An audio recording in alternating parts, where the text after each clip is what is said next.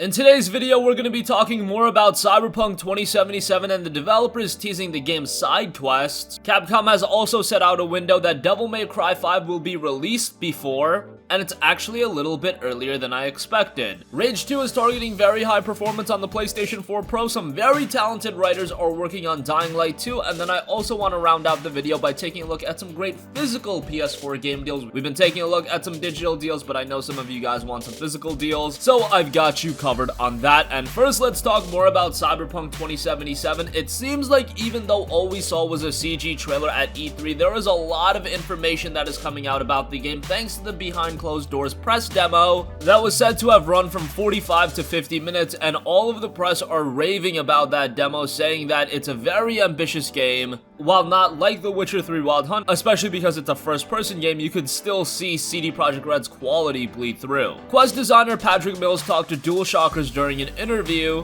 and he said it's way too early to talk about how much content or how many quests is in the game, but CD Projekt Red is looking to deliver something like their previous experiences in terms of length and depth. They felt that the wide variety and the quality of quests in The Witcher 3 was one of the game's strong points, and I definitely agree with that. The Witcher 3, a lot of gamers rave about the fact that that game had a lot of content, but the game also had a lot of quality content. All of that content felt like it deserved to be in the game. It wasn't just shoehorned in there to pad hours into the title, it actually added depth into the world. And Mills told DualShockers, quote, "Really interesting stories, not just on the main story, but all around as well, and this applies right down to the city streets. Just walking around, there will be visual stories that you'll see play out." He said that he wants players to be fully immersed into the world and also wants to give players quests from unexpected places and unexpected ways, and to expect to see some of that as well. Cyberpunk 2077 is currently aiming for a PlayStation 4, Xbox One, and PC release. There has not been any gameplay to the public yet. I imagine that we might see some of that at Gamescom. I'm crossing my fingers for that. I doubt that Cyberpunk 2077 will be released in 2019, and if it's looking at a 2020 release, I've been saying this is very well a title that could be a cross-gen game where it released on the PlayStation 4 and the PlayStation 5, but so far what we've heard about the game has sounded absolutely tremendous.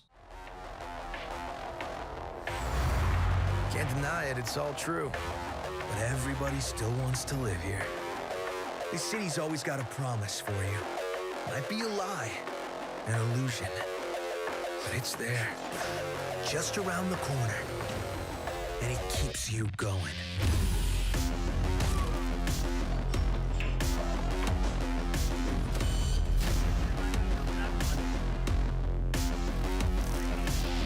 It's a city of dreams, and I'm a big dreamer.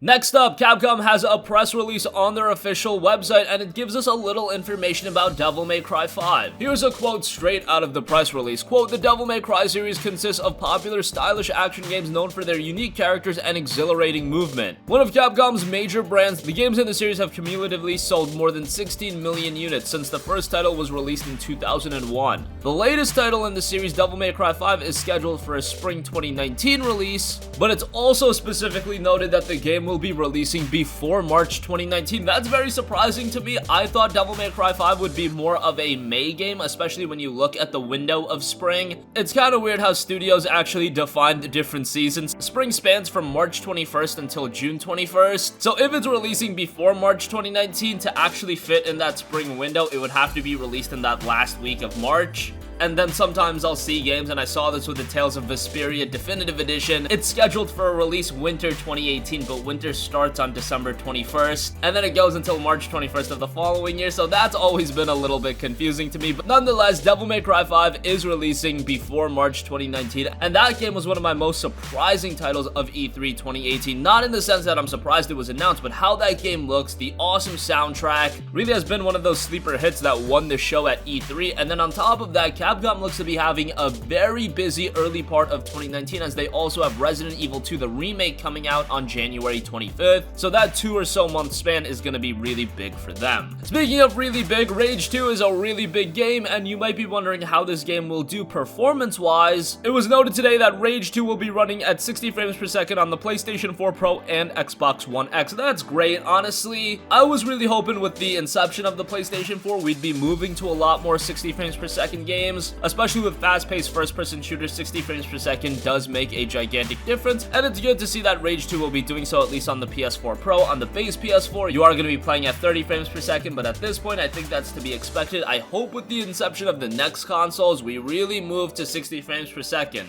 I know 60 FPS and 4K, which they definitely want to do as well, is going to be very hard to complete, especially with some of the massive games that we're seeing, but come on, it'll be 2020 by then. 60 FPS should become more and more of a standard. Rage 2 is being done by Avalanche Studio, a studio that's very busy right now. They're releasing Just Cause 4 at the end of the year. They have a new IP in Generation 0 in the works, and of course they are working on Rage 2 as well, which makes a lot of sense because Avalanche are well versed in open world titles. The first Rage had some issues, but hopefully with Avalanche at the helm, Rage 2 makes those significant leaps and bounds.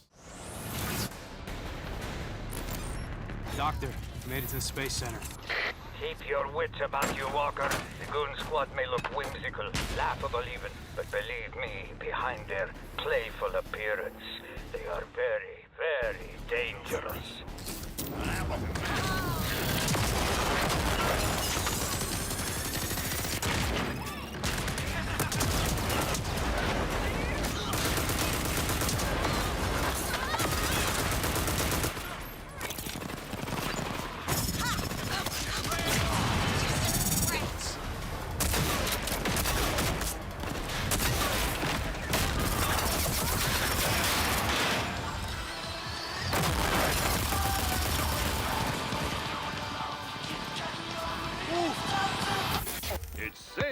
Rocket, rocket, singing songs to the... It mounts on the wall.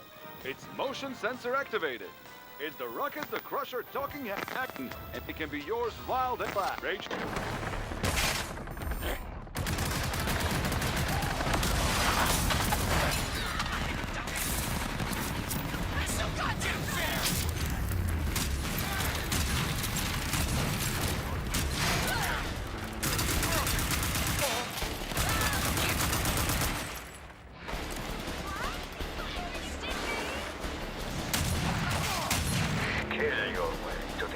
Pod mission control of the 3rd floor.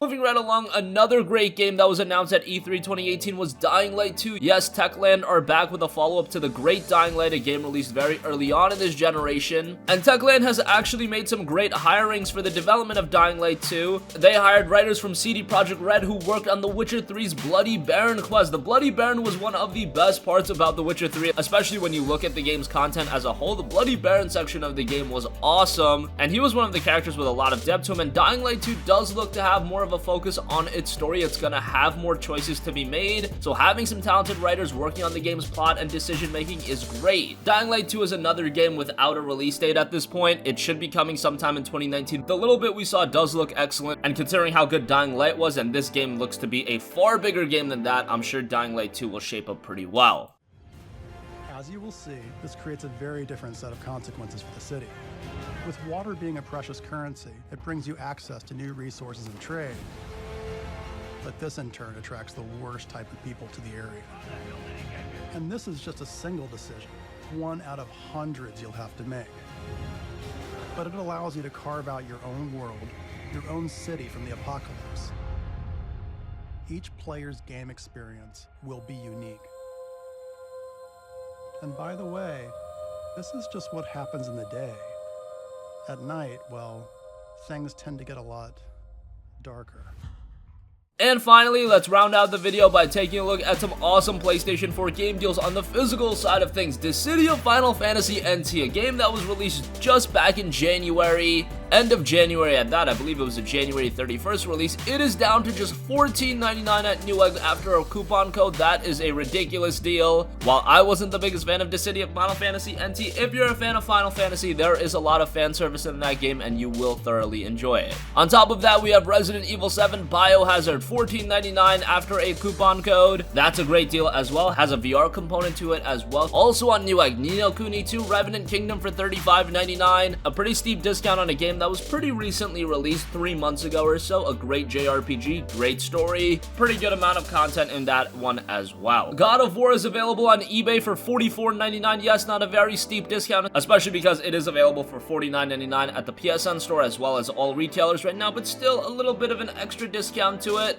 And whatever discount you can get on God of War to make it an even more worthwhile experience, I cannot complain about that. We are going to be making another video very soon going over more deals on the PSN Best of E3 sale, so stay tuned for that. There are so many good deals as part of that, so if you're a digital gamer, we've got you covered on that end as well. And that's going to conclude this video. Let us know your thoughts. What do you think about Cyberpunk 2077, a game that looks pretty far out, but it looks like the side quests are going to have some depth to it, just like The Witcher 3. Devil May Cry 5 is scheduled to be released before the end of March 2019, and when you look at early 2019, I've been talking about how crazy fall 2018 is. Early 2019 is looking just as crazy. Rage 2 is targeting 60 FPS on PS4 Pro. That's great to hear. The writers of The Witcher 3's Bloody Baron quest are headed over to Techland, and they're working on Dying Light 2. And as I mentioned, there are some great PlayStation 4 game deals available right now. Dissidia Final Fantasy NT for $14.99, Resident Evil 7 Biohazard for $14.99, Ni no Kuni 2 Revenant Kingdom for $35.99, and God of War for $44.99.